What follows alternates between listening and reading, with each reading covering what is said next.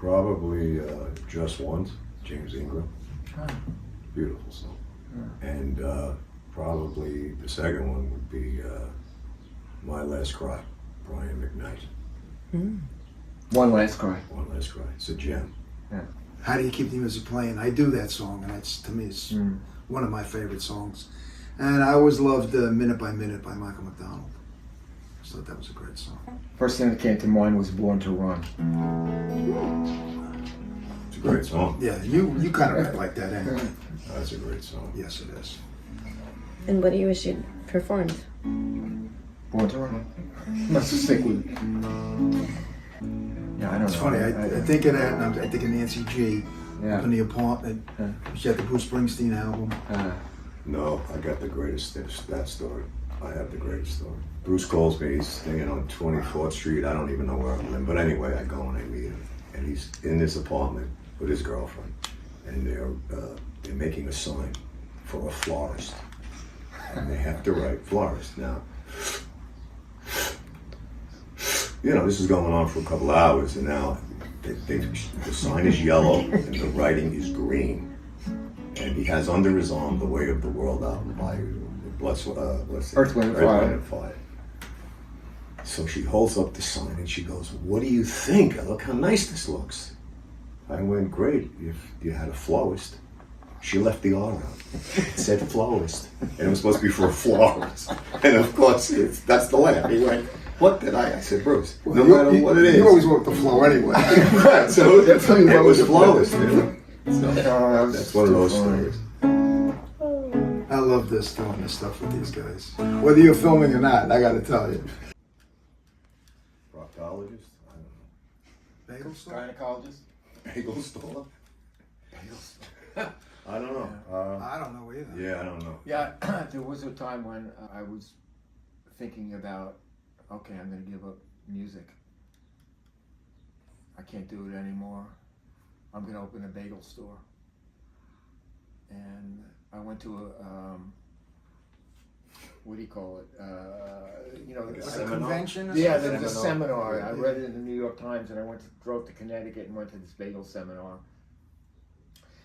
And this, you know, these guys kept going up on stage who were bagel store owners, and they were testifying about how great their bagels were, and you know, I'd get up at 5 o'clock in the morning and I'd put my bagels in, and as they kept talking, I just kept sliding further down in my seat, and so that was the time that I learned my lesson of, I'm in the music business, this is what I love, and I'm not turning back. You know? Was it the 5 a.m.? Yeah, definitely the 5 a.m. was out of my realm. So we had a little four-man group. And we used to work local clubs, you know, the Knights of Columbus and those type of things. And every once in a while, more than ever, Bruce would leave and say, "Listen, I'm going to go write a song with Fred Ebb." I'd look at Joe. Joe, who's Fred Ebb? He goes, "I don't know." You know, these were writers that like wrote on Broadway. He wrote New York, Yeah. actually. Yeah. So he would always do these things, and he would leave. Then another time we have a band, and he leaves again, and I'm like, "Bruce, I'm going to California." I said, "Where are you going to California?" "I got to find myself." All right. 6 weeks later, we're in some club. He comes back with a broken tongue. He's got no money. He goes, "Look," I said, "Bruce, I thought you went to California to find yourself." He said, "Yeah, I did, but I found out I wasn't there." So now I'm back. But he did this all, and he would venture out to go, and it was good. I mean, I didn't get it then, but I realize now that getting around other people and riding with them, and you know, And trying. grow, and trying, it's Absolutely. incredible. But I didn't, you know, I was the group guy in a sense, you know, that kind of thing. But I couldn't find myself. But you know, to your guys' credit, whenever I came back and I had no money and I had no job, you were like, "All right, Bruce, get in the band." Right. You know, and you know, And my brother a lot. Yeah, Pushed me all the yeah. time. Take him back. Were we special? Yeah, don't worry about it. Take him back. You know. yeah. But yeah, so we always kind of had trios, and we had four-piece things that we could always work locally. We, you know, we did cover stuff and things like that. But We did it for years. yeah, I mean, it's, you know, a long time.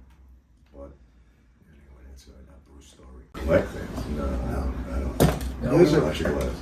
I don't know what it. No, I don't collect. You know. No, we really don't have any hobbies. Yeah, we're not, We, you know. we were just always playing and singing. Yeah, it's the truth. And then people always say to me, didn't you have something to fall back on? I was like, fall back on what? You know, it was like almost a given that we were going to do this. It's kind of how I... Yeah. We would be the type of guys, 15, 16 years old, we're going to go play at the Peppermint Lounge. We don't have a car. I get on the train at Flatbush Avenue with my whatever equipment I had.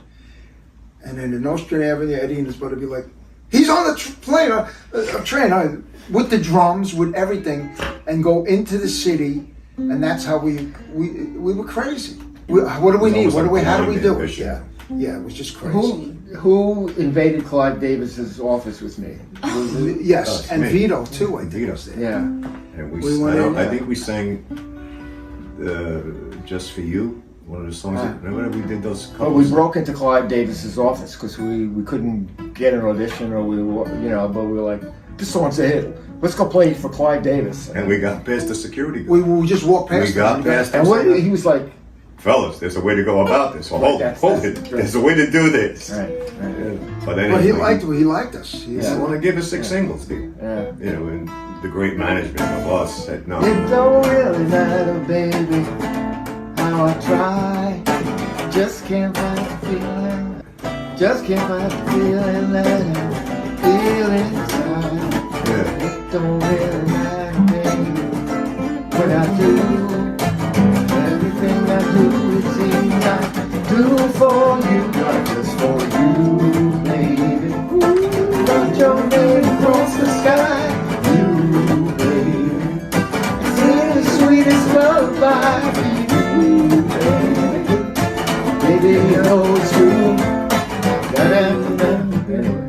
That's the song I think we sang. Yeah, But then we went back and we actually got an audition. And we went in and Oh yeah, I sang remember for this him. part. And he had the apple because he was eating an apple, and a piece of the apple Yeah. was on his lapel. And I'm like, Joe, it's got an apple on his lapel. So why did I tell him? And you know, I should have Clyde, listen, so we didn't say anything. We just kept singing. But he did offer us a 6 singles deal, and if one of them hit, I forgot that. see, of course, yeah, you were in Milan. You were But- busy. We had Jimmy, so you know. Yeah. Yeah, so, and then he said, all right, 6 singles, if one hits, we'll do an album. And Jimmy across the street, same block, Arista was on it. We went over to Jimmy because he offered the album.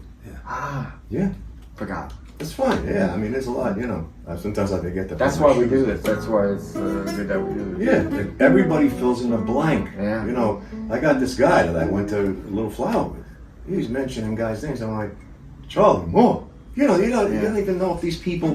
Well, does he have kids? Is he still here? You know, it's like, but he's no, he's still. I see him, but they fill in a bunch. Don't you remember he lived on Albany Avenue? He did. You know, I don't know. Well, life is like Swiss cheese. Or at least life with Bruce is like Swiss cheese. You gotta fill the blanks in. Yeah, there's no. You know what I mean? That's what I'm we used doing to here. Talk about it because he would go do. Okay, I got another great story. He leaves the band another time. He's gonna go to, I don't know where he's going, to Wisconsin. It's gonna make a cheese factory. I'm not exactly sure what he was gonna do. And he calls me from some mall somewhere, and he goes, Big Ed, I'm in New Jersey. And I said, Bruce, what do you do? Oh, I'm playing keyboard. For who? Buffalo Bob from the Howdy Doody show. He did like a mini tour with Buffalo You did? Bob. Wow. And I said, Bruce, well, what songs do you do? And he was like trying to explain to me on the phone. And I went, really, man? He went, yeah, no, it's a good thing. I'm making a little money or whatever it was. He played the keyboard for Buffalo Bob. Maybe 6 weeks. I don't think it was a long thing.